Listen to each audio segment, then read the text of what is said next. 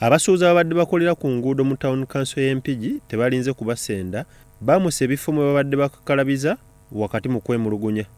Abantu ababadde wano bonna baavuddewo nga bwe muwalaba bwe wali ekifaananyi kyawo, naye nga buli omu wano waddewo abakyala abalabirira abaana baabwe, abasajja badde bakolera wano, ate baali tebalina nankulaakulana yonna gye baali balina nga gavumenti yagezaako n'ebateekamu sente za Paris Model.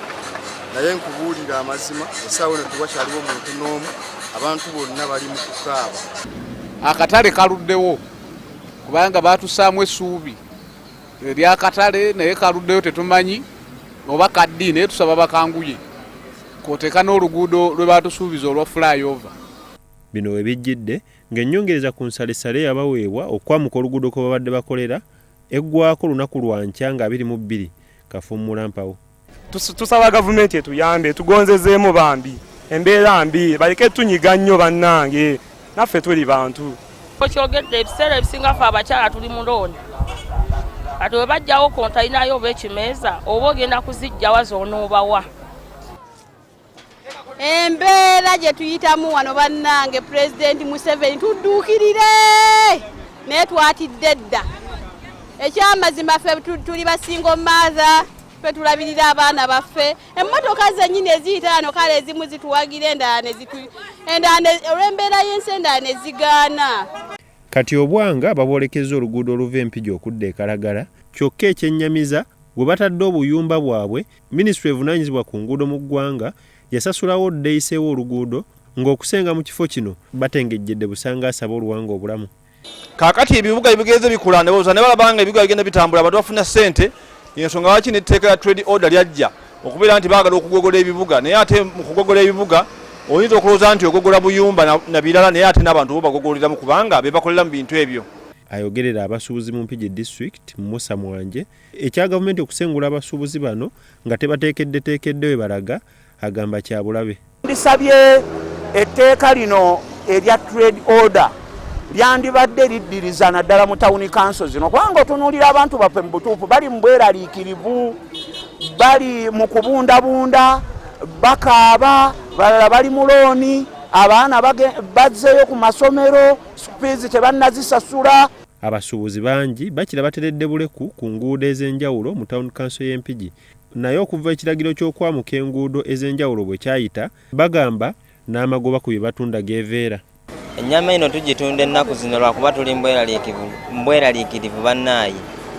Leero gireeta ng'oli mbweraliikirivu, n'enkya ne weeraliikirira oba oleeta oba tooleete. Naye okusinza oluguudo okuva lwe bwajja wano, abantu baafunamu enkyukakyuka, naye tufuna abaana bangi abakolerawo wano ku kkubo abafunyemu enkulaakulana enkyukakyuka, naye nga abaana bano abakolera wano betuli nabo babulamuko amaanyi ga gavumenti.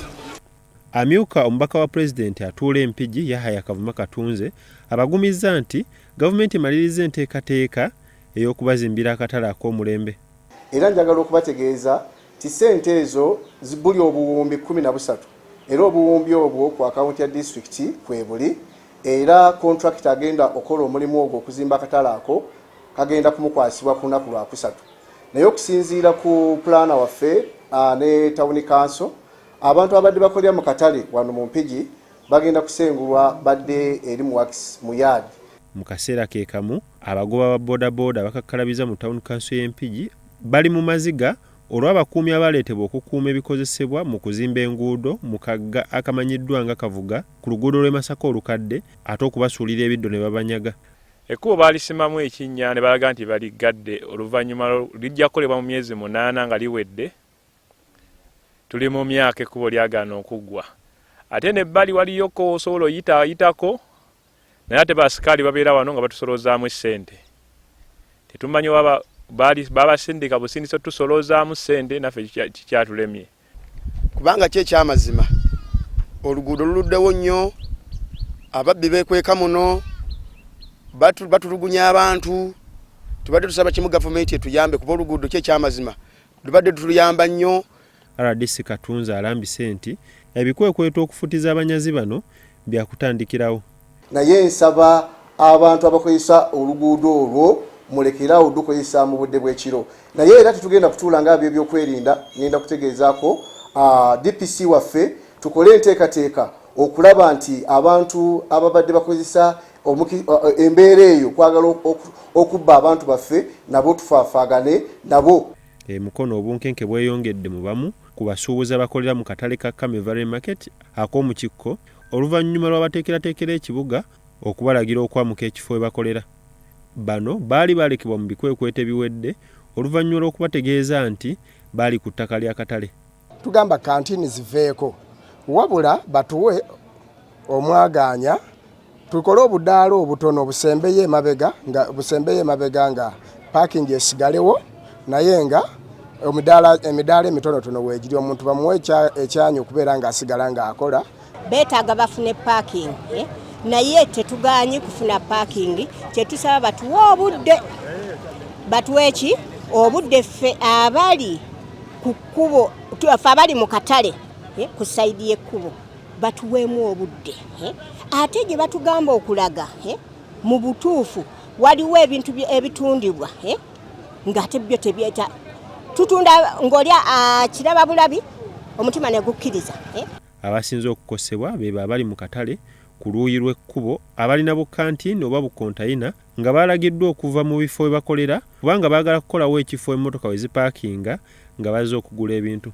Nti akatale katono ekyo kizibu tukirajjanidde ebbanga lyonna akatale space y'akatale ntono nnyo temala basuubuzi betulina tulina abasuubuzi bali basukka ne mu 2000 naye ettaka lye tulina liriikemu n'ekitundu. Era buli muntu aplanira mu kantini tekyalina makulu bantu basinga babagala mu bizimbe naye kiki kyeŋŋamba nti kibi nnyo okugoba omuntu nga tomulaze nti abadde mukozi wo nga tena kawandiko konna kamulaga nti mukozi wo. Nsabe tawuni kiraaka tufune MOU eyo eraga omuntu nti ne bw'aba agenze gy'agenze bamala ozimba akatale akomawo. Abamu ku basuubuzi bagamba nti obuzibu buvudde ku bakulembeze b'akatale abaalondebwa ab'olubatu olwo ne basalirawo abalala.